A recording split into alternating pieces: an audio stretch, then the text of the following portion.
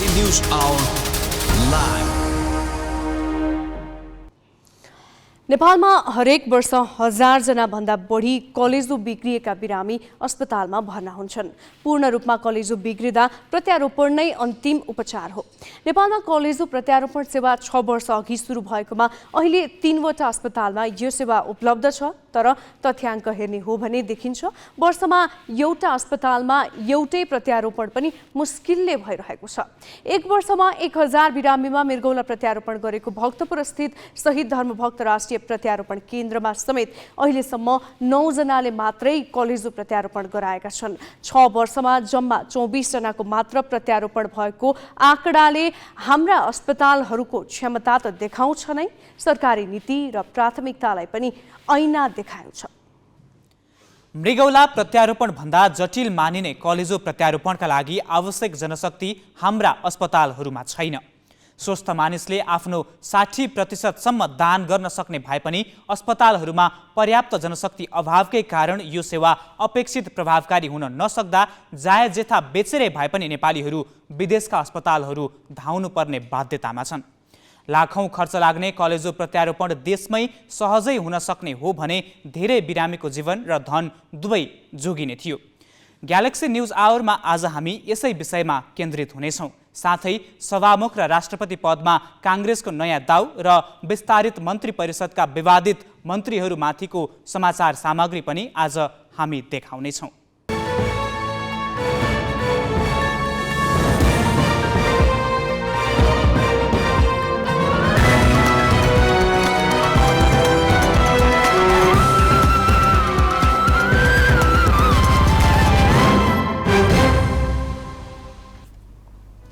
नमस्कार, यो हो ग्यालेक्सी न्यूज आवर। अब हेडलाइन्स।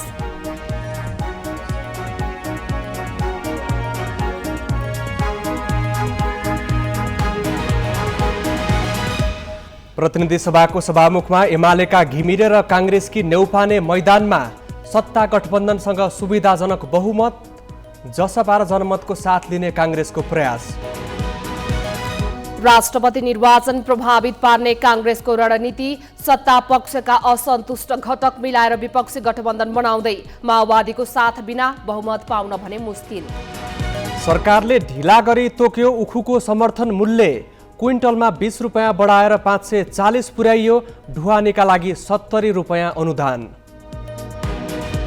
युक्रेनमा हेलिकप्टर दुर्घटना, 17 जनाको मृत्यु, आन्तरिक मामिला मन्त्री सहित 6 जना सरकारकै उच्च अधिकारी, 4 बालबालिका। र प्रधानमन्त्री कप महिला T20 क्रिकेटको सेमिफाइनल समीकरण पुरा। फाइनल प्रवेशका लागि मधेसले सुदूरपश्चिम र प्रदेश एकले एपीएफसँग प्रतिस्पर्धा गर्ने।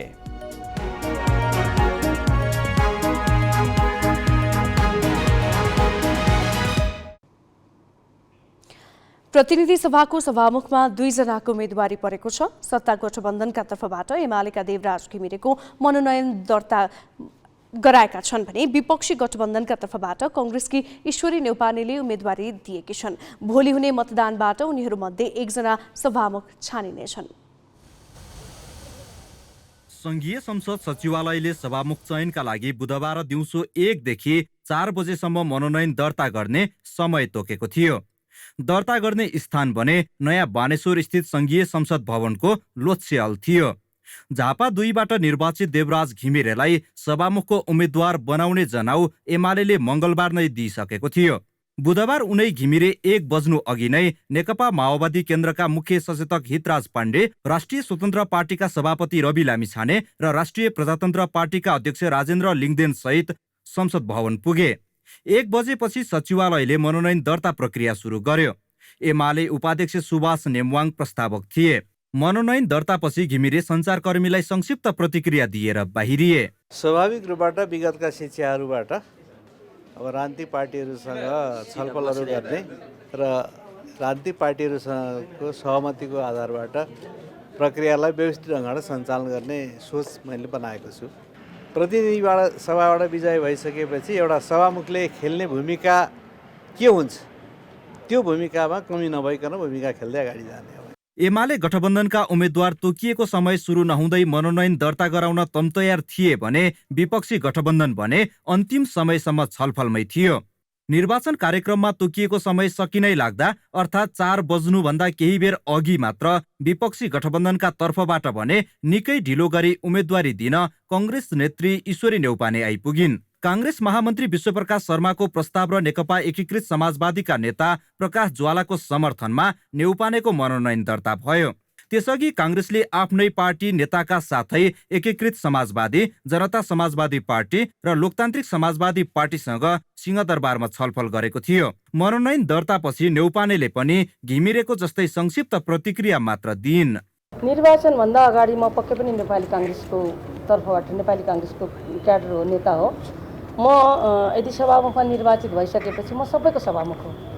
अनि त्यसपछि म सभामुख भएर म सञ्चालन गर्न पाउँदाखेरि तटस्थ रूपमा रहेर सांसद र संसदप्रति न्याय गरेर मैले सकेसम्म राम्रोसँग संसद चलाउँछु भन्ने मैले तपाईँहरूको सामने प्रण गर्दछु। मनोनयन दर्ता गराएका यिनै 2 उम्मेद्वार मध्येबाट एक्लै बिहिबार बिहान 11 बजे बस्ने प्रतिनिधि सभाको बैठकले सभामुख चयन गर्नेछ। दर्ताक्रम अनुसार चयन प्रक्रिया अघि बढ्ने भएकाले पहिले मनोनयन दर्ता गराएका घिमिरेको प्रस्ताव किनारा लागेपछि मात्र न्यौपानेको प्रस्ताव अघि बढ्नेछ। घिमिरे सभामुखमा चयन भए न्यौपानेको प्रस्तावमा मतदान हुने छैन। सत्ता गठबन्धनको एक घटक जसपाले कित्ता परिवर्तन गरे पनि सत्ता गठबन्धनसँग सुविधाजनक बहुमत छ। जसपा र जनमत पार्टी बाहेक पनि एमाले नेतृत्वको गठबन्धनसँग 145 मत छ। प्रतिनिधि सभाको सामान्य बहुमत अर्थात् 138 मत पाए सभामुख निर्वाचित हुन्छन्। रातभर कुनै चमत्कारी घटना नभएमा एमाले उम्मेद्वार घिमिरे नै निर्वाचित हुने निश्चित छ। क्यामेरामा योगेश लामाका साथ बासु खड्का, ग्यालेक्सी फोके, काठमाडौँ। आफ्नै नेतृत्वमा सरकार बनाउन यथेष्ट आधार हुँदाहुँदै सरकार बनाउने अवसरबाट चुकेपछि रन्थनिएको संसदको पहिलो दल नेपाली काङ्ग्रेस अब संसदीय अङ्कगणितको खेलमा अघि बढेको छ। प्रधानमन्त्री पुष्पकमल दाहाललाई विश्वासको मत हालेर प्रतिपक्षी भूमिका समेत दाउमा राखेको काङ्ग्रेसको भूमिकामाथि आम रूपमा प्रश्न उठ्यो। तर काङ्ग्रेसको नियत केही दिनमै खुल्न थालेको छ। प्रधानमन्त्रीलाई अघि लगाउँदै सत्ता गठबन्धनसँग राष्ट्रपति र सभामुख पदमा भाग खोजे पनि सत्तारूढ घटक त्यसमा सहमत हुन सकेनन्। अब अर्को रणनीतिका रूपमा काङ्ग्रेसले सत्ता बाहिरका शक्तिलाई एकीकृत बनाउने प्रयास थालेको छ। मंगलबार प्रधानमन्त्री दाहालले सर्वदलीय बैठकमा राष्ट्रपति सभामुख लगायतका पदमा सहमतिबाट टुङ्गो लगाउने प्रस्ताव गरेका थिए। तर सरकारमा रहेका मध्ये सबैभन्दा ठूलो दल नेकपा एमाले अध्यक्ष ओली त्यो विषयमा सहमत हुन सकेनन्। ओली सहमत हुन नसकेपछि प्रधानमन्त्री दाहालले पनि त्यो विषयमा जोड गर्न सकेनन्। ओलीले राष्ट्रपति सभामुख लगायतका पद काङ्ग्रेससँग बाँड्न नचाहेपछि बुधबार दिनभर सरकार बाहिर रहेका दललाई एकै ठाउँमा ल्याउनमा काङ्ग्रेसको गतिविधि केन्द्रित रह्यो। सभापति देउबाले बिहान एकीकृत समाजवादीका अध्यक्ष माधव कुमार नेपाल र जनता समाजवादीका अध्यक्ष उपेन्द्र यादवसँग आफ्नै घरमा छलफल गरे भने दिउँसो लोसपा र जसपासँग संसदीय दलको कार्यालयमा, त्यसपछि फेरि नेकपा यससँग देउबाको वार्ता चल्यो। त्यही वार्तापछि काङ्ग्रेसले सभामुखमा आफ्नो उम्मेद्वार खडा गर्यो। संसदलाई चाहिँ हामी के मान्दछौँ भने सरकार सत्तारूढ पक्षको, संसद प्रतिपक्षको भन्ने एउटा मान्यता हामी नेपालमै स्थापित छ। त्यसकारण अहिले नेपाली काङ्ग्रेस पार्टीको तर्फबाट नभएर सरकारभन्दा बाहिर रहेका दलहरूको तर्फबाट अहिले उम्मेदवारको रूपमा चाहिँ ईश्वरी न्यौपाने प्रस्तुत हुनुहुन्छ। सभामुख पदमा उम्मेदवारीका लागि काङ्ग्रेसको सक्रियतालाई सत्ता बाहिर दललाई एकीकृत गर्ने प्रयासको रूपमा हेरिएको छ। सरकारलाई समर्थन जनाएको एकीकृत समाजवादी लगायतका दल पनि संसदमा बलियो विपक्षी मोर्चा बनाउन सहमत देखिएका छन्। सकभर यो प्रतिपक्षी जो टिम प्रतिपक्षको भूमिका निभाउने प्रधानमन्त्रीलाई विश्वासको मत दिएको भए पनि संसदमा जनताको आवाजलाई बलियो बनाउनको लागि पनि प्रतिपक्षको भूमिका निभाउनेहरूको बिचमा सरसल्लाह गरेर एकमत बनाएर जाने कोसिस हुन्छ। विपक्षी कित्ता बलियो बनाउन काङ्ग्रेसले प्रतिनिधि सभामा 12 सिट रहेको जसपालाई समेत आफ्नो मोर्चामा ल्याउने प्रयास गरेको छ। सरकार विस्तारका क्रममा भएको भागबण्डामा चित्त नबुझेपछि सरकारमा सहभागी नभएको जसपाले सभामुखमा एमाले उम्मेद्वारलाई सघाउन त्यही भागबण्डा सच्याउनु पर्ने शर्त तिर्स्याएको छ। तर त्यो सच्चिने सम्भावना न्यून छ। अब सत्ता साझेदारमा सम्मानजनक सहभागिता हुनुपर्छ अनि पार्टीले नै निर्णय गरेको छ र सबै विषयहरूलाई हामीले छलफल गरेर सबै विषयहरूमा पुनर्विचार गरौँ भनेर हामी भनेका छौँ। सभामुख निर्वाचन सम्मुख काङ्ग्रेसको पहल सतहमा प्रतिपक्षी मोर्चा बलियो बनाउने प्रयत्न देखिए पनि खासमा काङ्ग्रेसले राष्ट्रपति पदका लागि उसको तयारी हो। कुल 52,707 मतदार रहेकोमा राष्ट्रपति निर्वाचित हुनका लागि कम्तीमा 50% अर्थात् 26,373.5 मतदार आवश्यक पर्छ। जम्मा 16,269 मतदार रहेको काङ्ग्रेसले एकीकृत समाजवादी सँगै जसपा र लोसपा लगायतका दललाई मनाउन सके सत्ता गठबन्धन दबावमा पर्नेछ।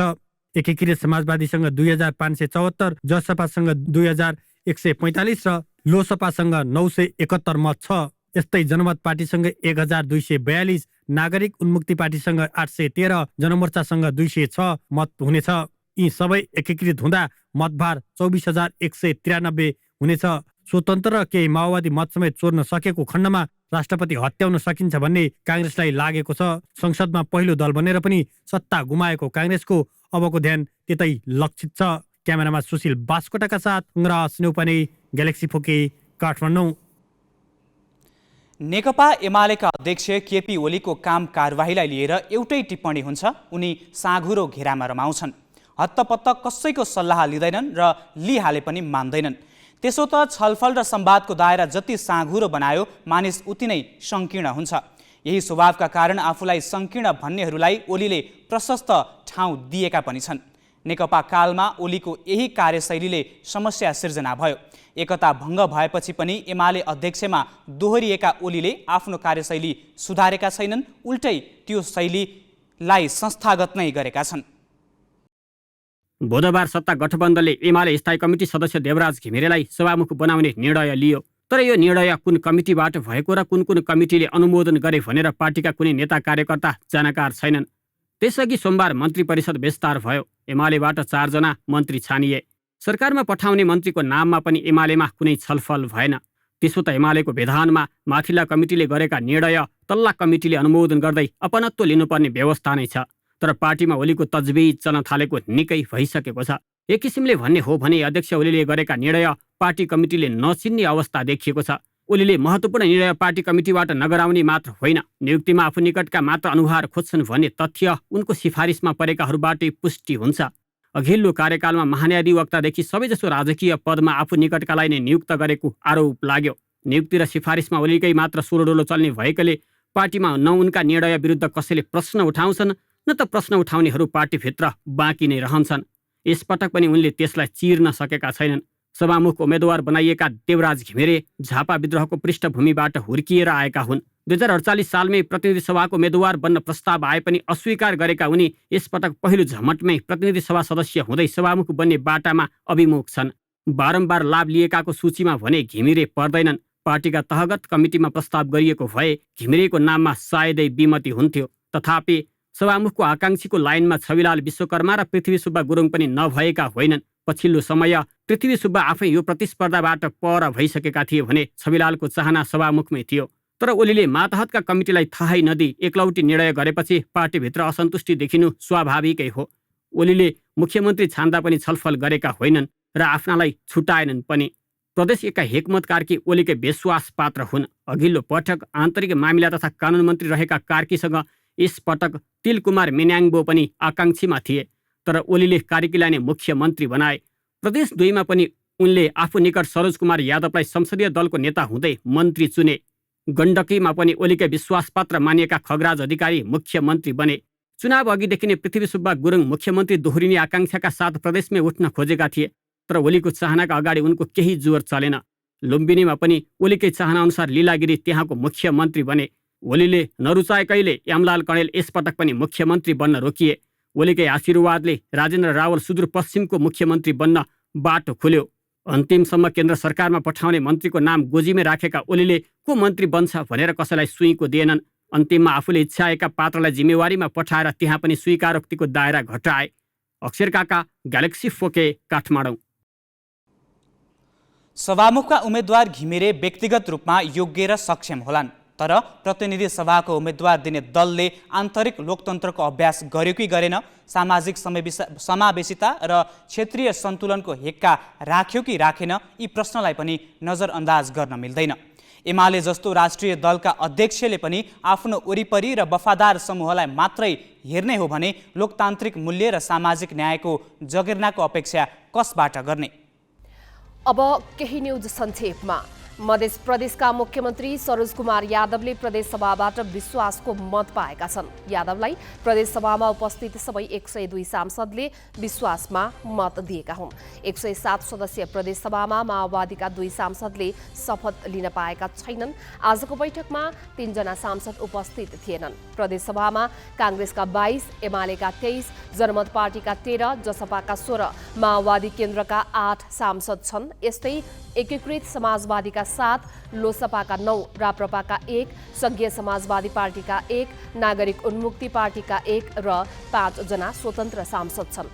यादव पुस 27 गते 63 सांसदको समर्थनमा मुख्यमन्त्री नियुक्त भएका थिए। कर्णाली प्रदेशको उपसभामुखमा माओवादी केन्द्रकी यशोदा नेउपाने निर्वाचित भएकी छिन्। 40 सदस्यीय प्रदेशसभामा कुल 38 मत खसेको थियो। उपसभामुख नेउपानेको पक्षमा 24 सांसदले मत दिएका छन्। काङ्ग्रेसकी इन्द्रा कुमारी शाहीले भने 14 मत मात्र पाइन्। कर्णालीमा मुख्यमन्त्री माओवादी केन्द्र, सभामुखमा एमाले, उपसभामुखमा पनि माओवादीले लिने गरी सहमति भएको थियो, जसअनुसार आइतबार सभामुखमा एमालेकी नन्दा गुरुङ निर्वाचित भइसकेकी छिन्। मध्य प्रदेशका नवनिर्वाचित सभामुख र उपसभामुखले पद तथा गोपनीयताको शपथ लिएका छन्। प्रदेश प्रमुख हरिशंकर मिश्रले सभामुख रामचन्द्र मण्डललाई र मण्डलले उपसभामुख बबिता राउतलाई पद तथा गोपनीयताको शपथ गराएका हुन्। सभामुख र उपसभामुखले आजै जिम्मेवारी सम्हालेका छन्। सभामुख मण्डलले प्रदेश सभा सञ्चालनमा प्राविधिक समस्या रहेकाले सभा हल बनाउने पहिलो निर्णय गरे। मङ्गलबार बसेको प्रदेशसभा बैठकबाट मण्डल सभामुखमा निर्वाचित भएका थिए।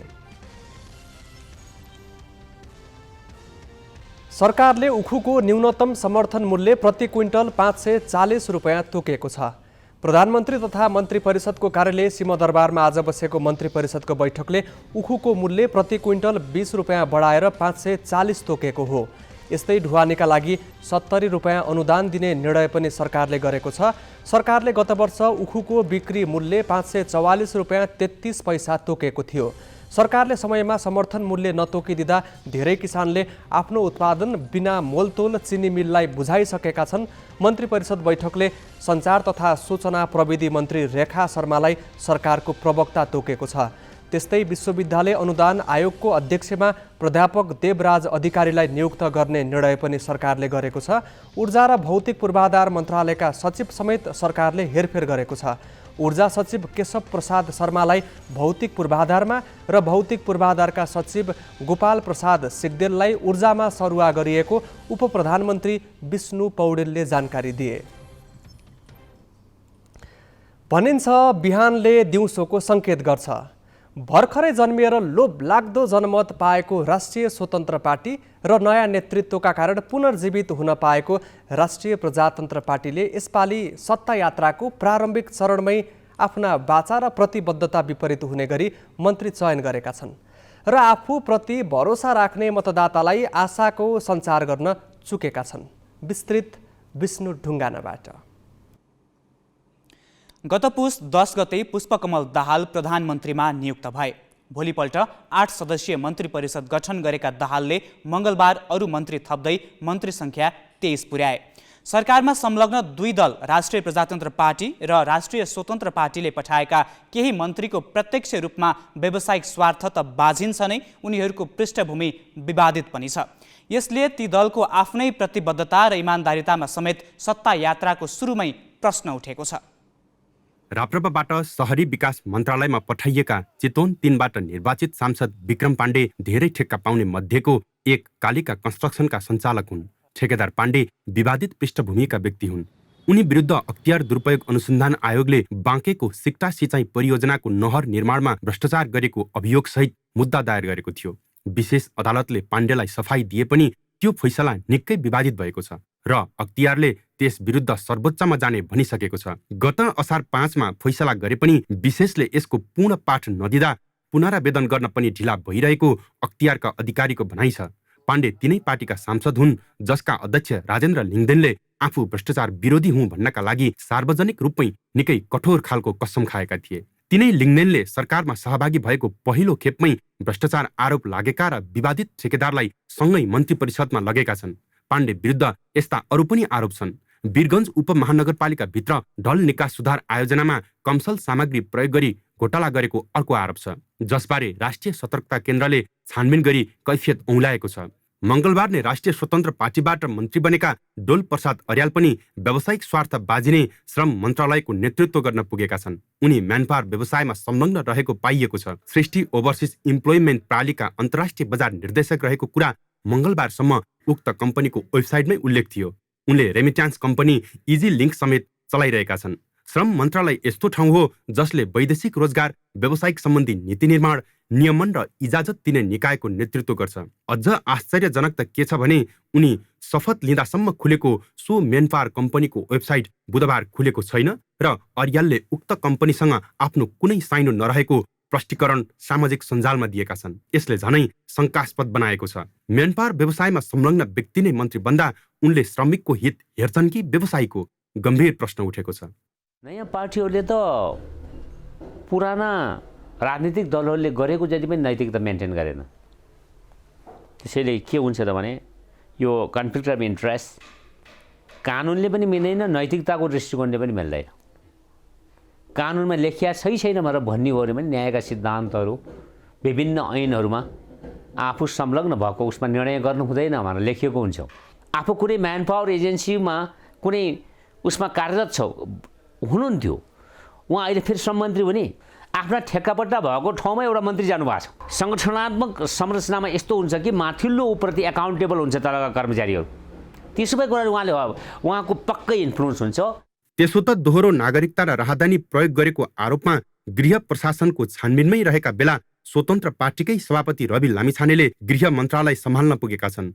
उनले पदभार ग्रहण गर्दा आफूमाथिको छानबिनमा दखल नदिने भने पनि सर्वोच्च अदालतमा ती निकायले पठाएका लिखित जवाफले शङ्का गर्ने ठाउँ दिएका छन्। व्यावसायिक लाभ लिने वा आफूमाथिका छानबिन प्रभावित हुने गरी सार्वजनिक पदमा जानु वा पुर्याउनु आफैमा भ्रष्टाचार भएको पूर्व प्रशासकको टिप्पणी छ।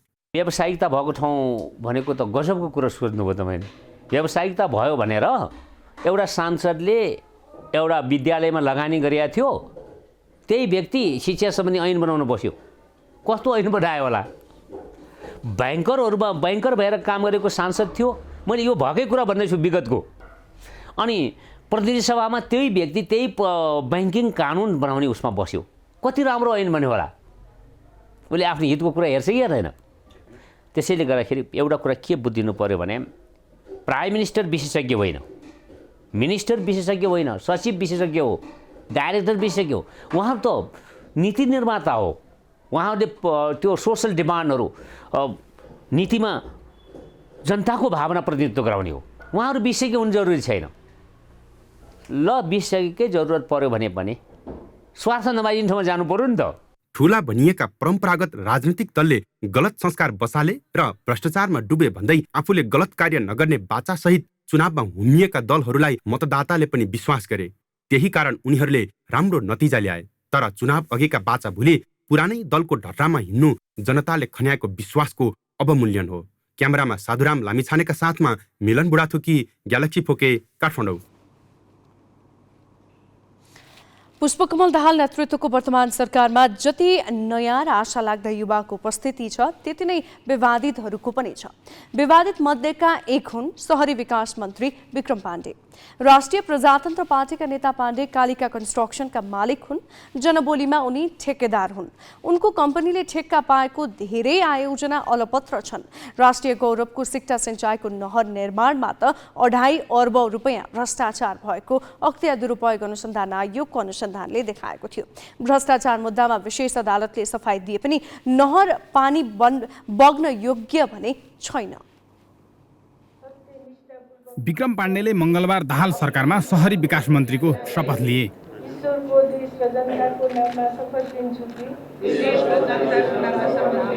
पाण्डेले सत्य निष्ठापूर्वक ईश्वरका नाममा मुलुक र जनताको भलो चिताउने शपथ खाइरहँदा राष्ट्रिय गौरवको सिक्टा सिँचाइ आयोजनाको नहरबाट पानी बग्न सक्ने अवस्था छैन। पाण्डे मालिक रहेको सीटीसीई कालिका कन्स्ट्रक्सन जेबीले बनाएको नहर पानी परीक्षणकै क्रममा भत्कियो। आयोजनाबाट 6 अर्ब रुपैयाँमा ठेक्का पाएर 42 किलोमिटर नहर निर्माण हुँदा 42,766 हेक्टर जमिनमा सिँचाइ सुविधा पुग्थ्यो भने हजारौं किसानको भलो पनि हुन्थ्यो। तर नहर भत्किए पनि सरकारलाई जिम्मा लगाइसकेको भनेर पन्छिँदा मुलुक र जनताको होइन, पाण्डेको मात्रै भलो भएको छ। नहर भत्किएपछि पाण्डे विरुद्ध अख्तियारमा उजुरी पर्यो। अख्तियारले गुणस्तरहीन नहर निर्माण भएको ठहर गर्दै 2075 मङ्सिर 21 गते 8.5 अर्ब बिगो दाबी गर्दै विशेष अदालतमा पाण्डे सहित 21 जना विरुद्ध मुद्दा दर्ता गर्यो। पाण्डे विरुद्ध मात्र 2 अर्ब 13 करोडको बिगो दाबी गरिएको थियो। मूल नहरको डिजाइनमै त्रुटि र निर्माणका क्रममा आयोजनामा खटिएका प्राविधिक कन्सल्टेन्ट र निर्माण व्यवसायीले पर्याप्त सुपरिवेक्षण नगरेको अख्तियारको दाबी थियो। तर विशेष अदालतले पाण्डेलाई सफाई दियो। न्यायाधीशहरू श्रीकान्त पौडेल, रमेश कुमार पोखरेल र यमुना भट्टराईको इजलासले पाण्डेलाई सफाई दिने फैसला सुनायो। विशेष अदालतबाट सफाई पाएपछि पाण्डेले आयोजनाबाट पुरै हात झिके। त्यसयता सरकारले नहर मर्मतमा 1 करोड 12 लाख रुपैयाँ खर्च गरिसकेको छ। 2079 मङ्सिर 4 को निर्वाचनमा चितवन 3 बाट प्रतिनिधि सभामा निर्वाचित पाण्डेको सत्ता यात्रा पहिलो भने होइन। उनी वन तथा वातावरण र भूमि सुधार तथा व्यवस्थापन मन्त्री भइसकेका छन्। विवादित ठेकेदारलाई शहरी विकास मन्त्रीको जिम्मेवारी दिएपछि नीतिगत भ्रष्टाचार मौलाउने आशंका बढेको छ। जिल्ला ब्युरो, ग्यालेक्सी फोके, काठमाडौँ। छानी विवादित र व्यावसायिक स्वार्थ जोडिएका व्यक्तिलाई मन्त्री पद दिनु राजनैतिक अनैतिकताको नमुना हो। नयाँ र फरक बन्ने आशा गरिएका दल र नेताहरूबाट समेत पुरानै दलभन्दा फरक हुन नसक्नु विडम्बनापूर्ण छ। अब केही न्युज संक्षेपमा। युक्रेनको राजधानी कियभमा हेलिकप्टर दुर्घटना हुँदा आन्तरिक मामिला मन्त्री सहित 17 जनाको मृत्यु भएको छ। मृत्यु हुनेमा 4 जना बालबालिका रहेको बीबीसीले जनाएको छ। हेलिकप्टरमा आन्तरिक मामिला मन्त्री डेनिस मोनास्टेर्स्की सहित 9 जना सवार थिए। दुर्घटनामा डेनिस सहित उपमन्त्री र उच्च पदस्थ कर्मचारीको मृत्यु भएको अधिकारीहरूले बताएका छन्। विद्यालय नजिकै भएको दुर्घटनामा 12 बालबालिका सहित 30 जना घाइते भएका छन्। घाइते सबैलाई उद्धार गरी अस्पताल लगिएको छ। दुर्घटनापछि विद्यालयका बालबालिका र कर्मचारीलाई सुरक्षित स्थानमा सारिएको छ। दुर्घटनामा परेको हेलिकप्टर युक्रेनी आपतकालीन सेवाको रहेको त्यहाँका प्रहरी प्रमुख इहोर क्लेमेन्कोले जानकारी दिएका छन्। हेलिकप्टर दुर्घटना हुनुअघि विद्यालयमा ठोकिएको प्रारम्भिक अनुसन्धानले देखाएको छ। घटनाबारे थप अनुसन्धान भइरहेको छ। दुर्घटनाको कारण भने खुलेको छैन।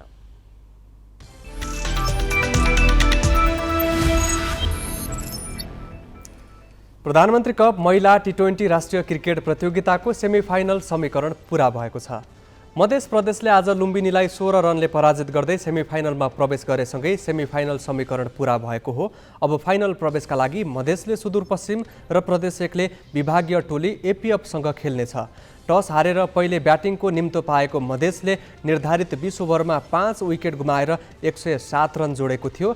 मधेसका लागि सना प्रवीणले सर्वाधिक 46 रनमा अभिजित रहिन्। 108 रनको लक्ष्य पछ्याएको लुम्बिनी 20 ओभरमा 5 विकेट गुमाएर 91 रनमा समेटियो। लुम्बिनीका लागि रन्जु श्रेष्ठ र मधु डिसीले समान 21 रनमा अभिजित रहे। मधेसका लागि भूमि सिंहले 2 विकेट लिइन्। अर्को खेलमा बागमती प्रदेशले गण्डकीलाई 37 रनले पराजित गर्यो। टस जितेर ब्याटिङ गरेको बागमतीका लागि कञ्चन श्रेष्ठले 56 रनको अर्धशतकीय इनिङ खेलिन्। 136 रनको लक्ष्य पछ्याएको गण्डकीले 20 ओभरमा 5 विकेट गुमाएर 98 रन मात्र बनाउन सक्यो। सेमिफाइनलका लागि दुवै खेल शुक्रबार हुनेछन्। नेपाल क्रिकेट सङ्घ क्यानले राष्ट्रिय क्रिकेट टोलीको मुख्य प्रशिक्षक छान्न आज अन्तर्वार्ता लिएको छ। मुख्य प्रशिक्षकका लागि आवेदन दिएर अन्तिम सूचीमा परेका 5 जनाको आज अन्तर्वार्ता भएको छ। क्यानका कार्यवाहक सचिव प्रशान्त विक्रम मल्लका अनुसार भारतका मोन्टी देसाई, राष्ट्रिय टिमका पूर्व प्रशिक्षक डेभ वाटमोर, पूर्व बलिङ सल्लाहकार श्रीलङ्केली धम्मिका प्रसाद, दक्षिण अफ्रिकी रसेल क्रेग डोमिङ्गो र न्युजिल्यान्डका ग्लेन फेक्नल अन्तर्वार्तामा सहभागी थिए। अन्तर्वार्ता सकिएकाले अबको 2-3 दिनभित्र मुख्य प्रशिक्षक नियुक्त गरिसक्ने सचिव मल्लले जानकारी दिए। झन्डै 1 दशकदेखि नेपाल क्रिकेटसँग जोडिएका भारतका मोन्टी देसाई क्यानको पहिलो प्राथमिकतामा रहेका छन्। बैङ्ककमा जारी 22 वर्ष मुनिको एसियन बक्सिङ च्याम्पियनसिपमा नेपाली मुक्केबाज इन्द्रबहादुर सुनार क्वार्टर फाइनलमा प्रवेश गरेका छन्। 57 केजी तौल समूहका सुनारले लाओसका सोक्सा खुनलाई पराजित गर्दै क्वार्टर फाइनलमा प्रवेश गरेका छन्। सुनारले क्वार्टर फाइनलमा मङ्गोलियन मुक्केबाज गन्तुमार लुन्डासँग खेल्नेछन्। त्यस्तै 86 केजी तौल समूहमा विजय बाटा र महिलातर्फ 75 केजी तौल समूहमा त्रिसा जगेबु सेमिफाइनलमा स्थान बनाइसकेका छन्। अब बाटाले इन्डोनेसियाका मुस्किता माइकल र त्रिसाले काजाकिस्तानकी एर्जन गुलसायसँग खेल्नेछन्। बाँकी प्रसङ्ग सोनिका अर्यालबाट। कर्णाली प्रदेश कांग्रेस संसदीय दलका नेता एवं निवर्तमान मुख्यमन्त्री जीवन बहादुर शाहीले संघीयतामा देश गइसकेपछि पनि प्रदेशसभा स्वतन्त्र हुन नसकेको गुनासो गरेका छन्। प्रदेश सरकार, केन्द्र सरकार र नेताको निर्देशनमा चलाउने प्रयास भइरहेकाले स्वायत्त हुन नसकेको उनको तर्क छ। कर्णाली प्रदेश गरिबी विरुद्ध एक भएर जुधिरहेका बेला संघ सरकारले सहयोगी भूमिका नखेलेको उनको आरोप छ। हामी संघीयतामा आइसकेपछि संघीयता यो कमजोर बनाउनको लागि धेरै खेलहरू भइरहेका छन्। आज मुलुकको शान्ति सुरक्षा गर्ने पार्टीले, शान्ति सुरक्षा गर्ने जिम्मेवारी लिएको पार्टी प्रदेश चाहिन्न भन्नेमा छ। हामी संघीयतामा गइसकेपछि कर्णाली प्रदेश आफ्नो एउटा स्वतन्त्र एउटा प्रदेश सभा हो यो। तर तपाईँ हामी सबै सभामुख महोदय, हामी एक किसिमले भन्ने हो भने हामी पपेट जस्तै भइरहेका छौँ। सायद त्यसैले होला सङ्घका नेताहरूले, सङ्घको सरकारले जे निर्देशन दिन्छ, जे गर्छ त्यही कुरा हामीले गर्नुपर्ने, आफ्नो मौलिकता नहुने भएको हुनाले यी प्रदेश सभाको के को आवश्यकता भन्ने पनि कुरा भएका हुन् कि भन्ने मलाई लाग्यो सभामुख। कर्णाली प्रदेश त एउटा सौताको छोरा, हामीले अहिले हेपेर बोल्ने कुरा गर्छौँ, सौताका छोरा भनेर भन्ने गर्छौँ। तर आज सङ्घमा कर्णाली प्रदेशबाट एउटा मन्त्री हुने लायकको मान्छे हुन सकेन सभामुख। त्यसकारण मलाई लागेको थियो हाम्रो प्रदेशमा त हामीले एकजुट भएर जानुपर्छ। सङ्घको मात्र अधीनमा हामी होइन भन्ने त गर्नुहुन्छ धेरै नेताजीहरूले, हामीले भन्ने गर्छौँ हामी कसैका दास होइनौँ, हामी स्वतन्त्र व्यक्तित्व हौँ भनेर हामी भन्छौँ सभामुख महोदय। तर म आफैलाई पनि लाग्छ कहिले कहिले हामी दास मात्र होइन, दासभन्दा तल्लो शब्द छ भने पनि हामी त्यो लेभलसम्म पुगिसकेका छौँ सभामुख महोदय। नेपालमा कलेजो प्रत्यारोपण गर्न थालिएको 6 वर्ष भयो। शहीद धर्मभक्त राष्ट्रिय प्रत्यारोपण केन्द्र भक्तपुरले पहिलो पटक सुरु गरेको प्रत्यारोपण हाल त्रिवेणी शिक्षण अस्पताल र निजीमा भरतपुर मेडिकल कलेजमा पनि गर्न सकिने भएको छ। तर प्रत्यारोपण सुरु भएको 6 वर्षमा प्रत्यारोपणको दर र गति भने निकै दयनीय छ। प्रति अस्पताल वार्षिक औसत एउटा प्रत्यारोपण पनि नभएको यस तथ्याङ्कले देखाउँछ। हालसम्म 3 अस्पतालमा गरी 24 जनाको मात्र प्रत्यारोपण गरिएको छ। कलेजो प्रत्यारोपण सेवा विस्तार र जनशक्ति बढाउन सरकारले बेवास्ता गर्दा यो सेवा अपेक्षित रूपमा प्रभावकारी हुन सकेको छैन। सरकारले 2073 सालमा मानव शरीरको अङ्ग प्रत्यारोपण नियमावली जारी गरेर नेपालमा कलेजो प्रत्यारोपण हुने बाटो खोल्यो। भक्तपुरस्थित शहीद धर्मभक्त राष्ट्रिय प्रत्यारोपण केन्द्रले 2073 मङ्सिर 24 गते बलराम नागजुको पहिलो पटक कलेजो प्रत्यारोपण गरेको थियो। उनलाई दिदी सानुमाया लागुजुले कलेजो दान गरेकी थिइन्। प्रत्यारोपणका लागि दक्षिण कोरियाको सियोल स्थित सामसुङ मेडिकल सेन्टरबाट 7 चिकित्सक नेपाल आएका थिए। प्रत्यारोपण सुरु भएको 6 वर्षमा केन्द्रले 9 जनाको मात्र कलेजो प्रत्यारोपण गरेको छ। अस्पतालले पछिल्लो पल्ट गत असार 23 गते 1 जनाको प्रत्यारोपण गरेको थियो। 1000 व्यक्तिको मृगौला प्रत्यारोपण गरेको केन्द्रले जनशक्ति अभावका कारण अपेक्षित मात्रामा कलेजो प्रत्यारोपण गर्न नसकेको जनाइएको छ। यो एसिया क्षेत्रमा चाहिँ धेरै जसो लाइभ डोनर स्वस्थ व्यक्तिले दिने आधा काटेर दिने कलेजो प्रत्यारोपण हुने गर्छ कि यो चाहिँ अलिकति यो ब्रेन डेथबाट आउने कलेजो भन्दा यो प्रक्रिया लाइभ डोनर लिभर ट्रान्सप्लान्ट चाहिँ अझ अलि जटिल खालको भएको हुनाले हामी केही समय हामी विदेशी एक्सपर्टको सहयोग लिएर गर्ने गरेको हो। अझ पनि हामीलाई यसमा केही समय लाग्छ। स्वस्थ व्यक्तिबाट आधा लिभर काटेर गर्ने जुन कलेजो प्रत्यारोपण त्यो चाहिँ अझ बढी मतलब जटिल भएको हुँदा हामी विदेशी अनुभवी टोलीकै सहयोगमा हामी गर्ने गरेका छौँ। नेपालमा कलेजो प्रत्यारोपण सुरु भएको 3 वर्षपछि त्रिवेणी शिक्षण अस्पतालले 2076 जेठ 17 गते यो सेवा थालेको घोषणा गरेको थियो। भारतको अपोलो अस्पतालका चिकित्सकको सहयोगमा त्रिवेणीमा प्रत्यारोपण गरिएको थियो। चिकित्सक र नर्सको 50 जनाको टोली थियो।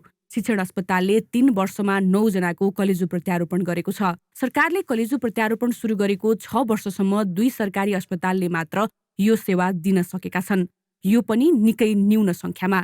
निजीतर्फ 2 वर्ष अघि चितवनको कलेज अफ मेडिकल साइन्सले प्रत्यारोपण सुरु गरे पनि हालसम्म त्यहाँ पनि 6 जनाको मात्र प्रत्यारोपण सेवा दिइएको छ। पाचन नलीबाट आउने रगतलाई शुद्धिकरण गरी पुरै शरीरलाई सञ्चार गराउने काम कलेजोले गर्छ।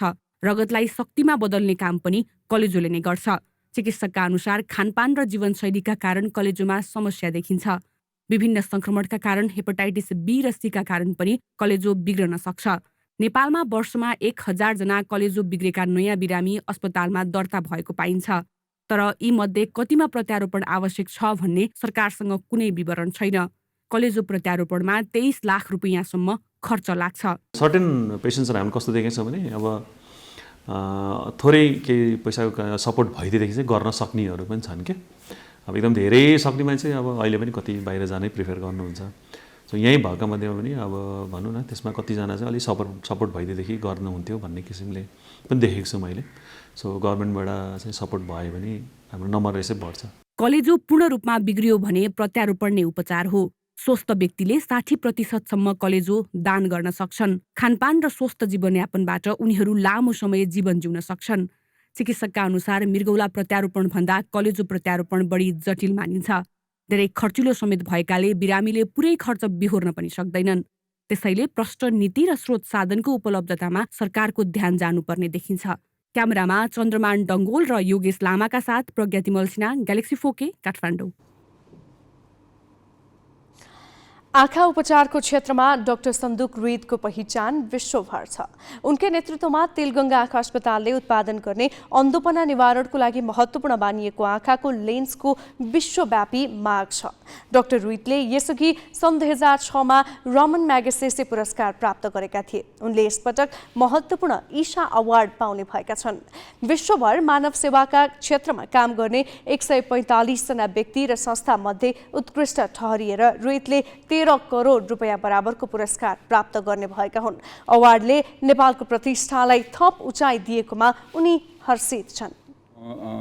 एकछिन त म आफैले विश्वास गर्न सकिनँ, तर मैले एकदम राम्रो अनुभूति फिल गरेँ। मैले असाध्यै राम्रोसँग कोसँग कसलाई भनौँ हुन्छ नि, त्यस्तो फिल गरेँ मैले। मेरो आफ्नो जिन्दगीको तपस्याको फल भन्नु पर्यो। र मलाई के लाग्छ भने नेपालीहरूले यही कुरा विदेशीहरूले गर्दाखेरि नेपालीहरूले 2 गुणा 3 गुणा मेहनत बढी गर्नुपर्छ यस्तो कुरा गर्नलाई। यो चाहिँ पक्का हो है।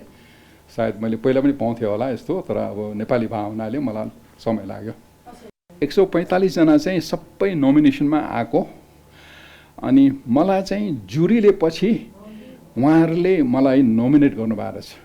मैले नोमिनेसन र मेरो कसैले पनि नोमिनेसन गर्दैन। मलाई न राज्यले गर्नु सक्छ, हेर्नुहोस् है, गरेछ है, न अब कसैले त गर्नु पर्यो, गरिदिनु पर्यो है। राज्यले पनि यो बुझ्नुपर्ने कुरा हो कि यसले नेपालको आत्मसम्मानलाई कति माथि लगाएको छ, नेपालको चिनारीलाई कसरी लगाएको छ, र म हेरिरहेको छु राज्यले मलाई कसरी रेस्पोन्स गर्छ भनेर है। ठुलो अवार्ड प्राप्त गरिसकेपछि अब चिकित्सकीय सेवा सँगसँगै रहनुहुन्छ कि पोलिसी लेभलमा जान चाहनुहुन्छ? धेरैले त सन्दुक रोहित राष्ट्रको विशिष्ट पदमा जानुपर्छ म तपाईँलाई एउटा कुरा क्लियर गरौँ है। एक नम्बर लोकतन्त्रमा राष्ट्रपतिको क्रेडिबिलिटी असाध्यै इम्पोर्टेन्ट छ। रबर स्ट्याम्प भए पनि इन्डियाको राष्ट्रपतिलाई हेर्नुहोस् कस्तो स्ट्याटस छ, र हामी सबै मिलेर राष्ट्रपतिको स्ट्याटस त्यो क्रेडेन्सियल पनि हामीले मेन्टेन गर्नुपर्छ। त्यसमा धेरै कमी छ कि। 1 नम्बर त्यो चाहिँ म मान्छु र त्यसको जरुरत पनि छ है। 2 नम्बर है, यो मेरो लागि होइन है। 1 2 3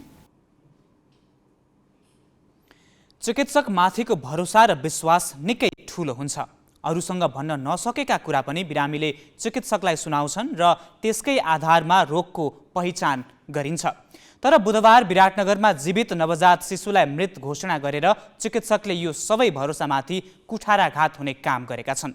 चिकित्सकको लापरवाहीबाट आक्रोशित बिरामीका आफन्त प्रदर्शनमा उत्रिएपछि विराटनगर स्थित कोशी अस्पताल केही बेर तनावग्रस्त बन्यो। श्वास प्रश्वासमा समस्या देखिएपछि जहदा गाउँपालिका भात्तीगञ्जका दिलीप मुखियाकी 18 दिनकी छोरी खुसीलाई बुधबार बिहान कोशी अस्पतालको आकस्मिक कक्षमा पुर्याइएको थियो।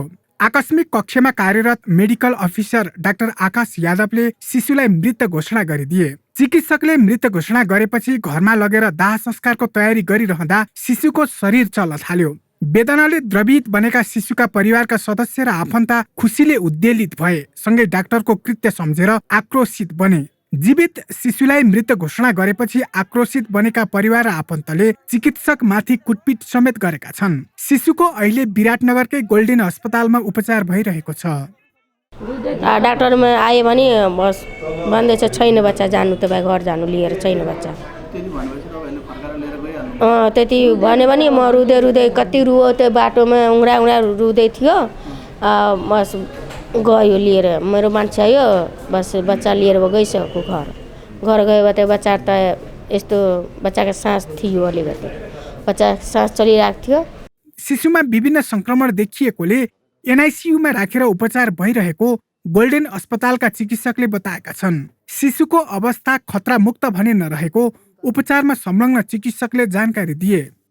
समग्रमा अवस्था अहिले पनि जटिल नै छ, हामीहरू गर्दैछौँ। अब ल्याएको 3-4 घन्टा त भएको छ, रिपोर्टहरू आएको छ, त्यसमा किडनीमा पनि केही असर देखिएको छ, सोडियम पोट्यासियमहरूमा पनि असर देखिएको छ। मतलब हरेक रिपोर्टमा केही न केही गडबड छ। व्यापक विरोध भएपछि कोशी अस्पताल प्रशासनले उपचारमा संलग्न मेडिकल अफिसर डाक्टर आकाश यादव सहित अयब लक्ष्मण माझी र टीका भण्डारीमाथि छानबिन अघि बढाएको छ। जीवित बच्चालाई मृत घोषणा गर्ने डाक्टर यादवमाथि कडा कारबाही हुनुपर्ने आवाज सर्वत्र उठिरहेको छ। ग्यालेक्सी फोकेका लागि मोरङबाट राजु पौडेलको रिपोर्ट।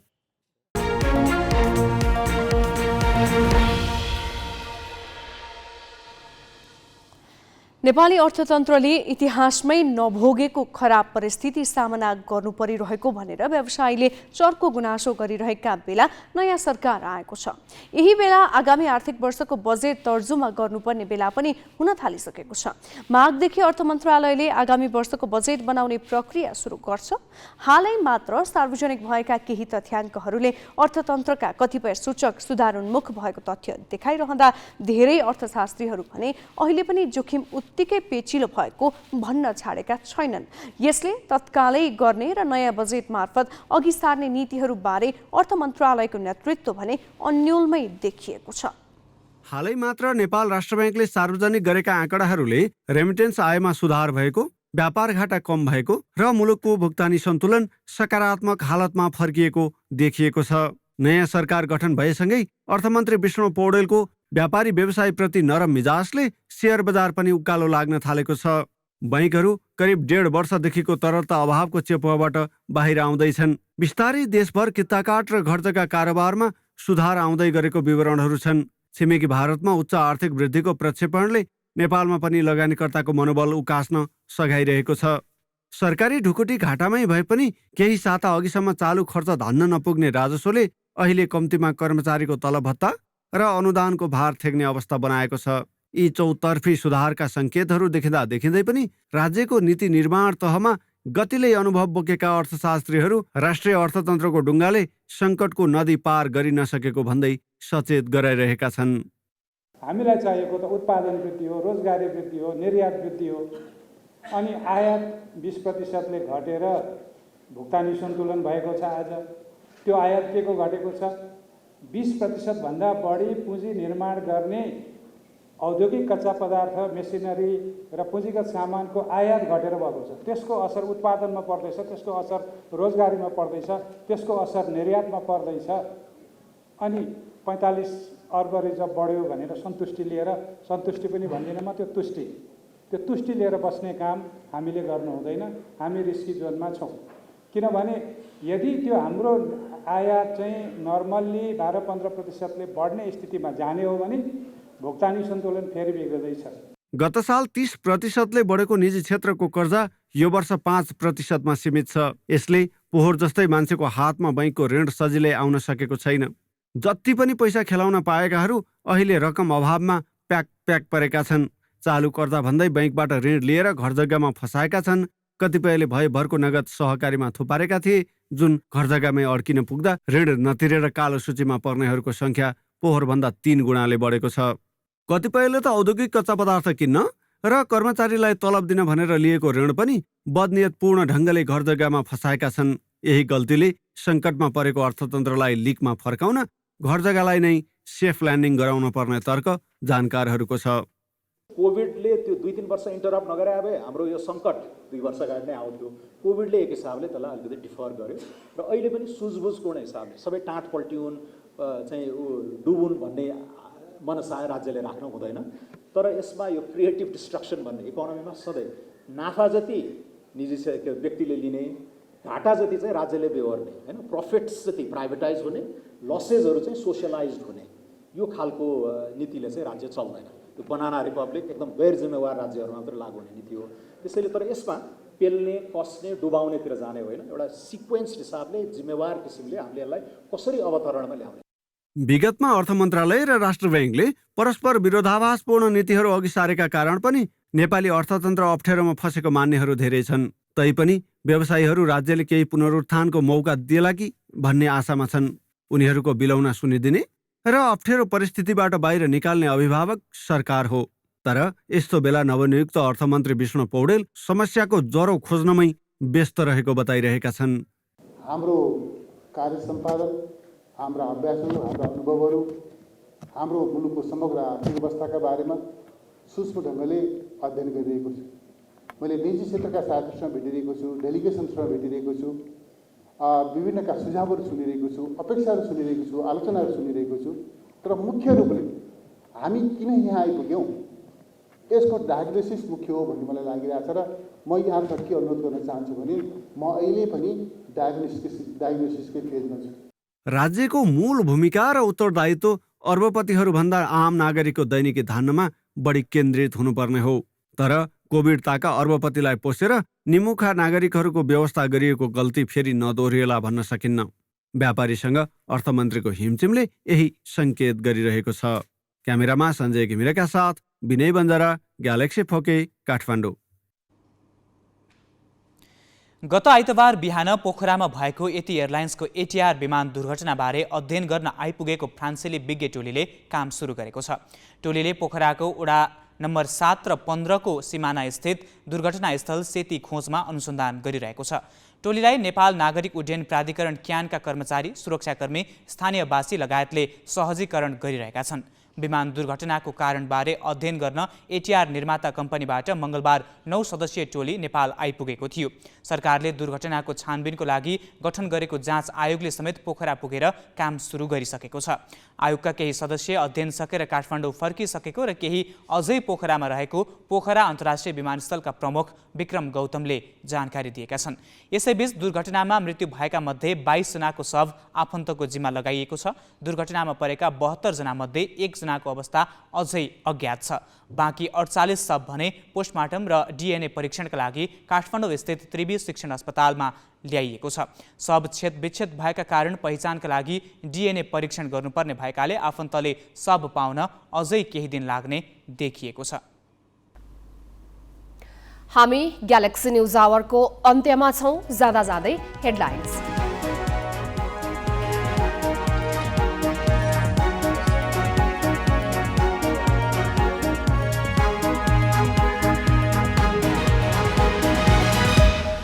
प्रतिनिधि सभाको सभामुखमा एमालेका घिमिरे र काङ्ग्रेसकी नेउपाने मैदानमा सत्ता गठबन्धनसँग सुविधाजनक बहुमत, जसपा र जनमतको साथ लिने काङ्ग्रेसको प्रयास।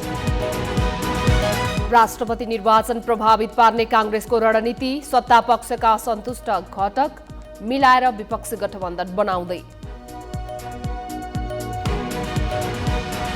सरकारले ढिला गरी तोक्यो उखुको समर्थन मूल्य, क्विन्टलमा 20 रुपियाँ बढाएर 540 रुपियाँ पुर्याइयो। ढुवानीका लागि 70 रुपियाँ अनुदान। युक्रेनमा हेलिकप्टर दुर्घटना, 17 जनाको मृत्यु, आन्तरिक मामिला मन्त्रीसहित 6 जना सरकारकै उच्च अधिकारी, 4 बालबालिका। र प्रधानमन्त्री कप महिला टी20 क्रिकेटको सेमिफाइनल समीकरण पुरा। फाइनल प्रवेशका लागि मधेसले सुदूरपश्चिम र प्रदेश 1ले एपीएफसँग प्रतिस्पर्धा गर्ने।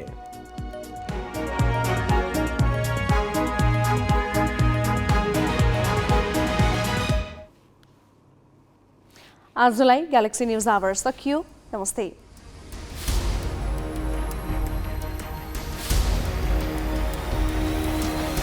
This is Galaxy News Hour Live.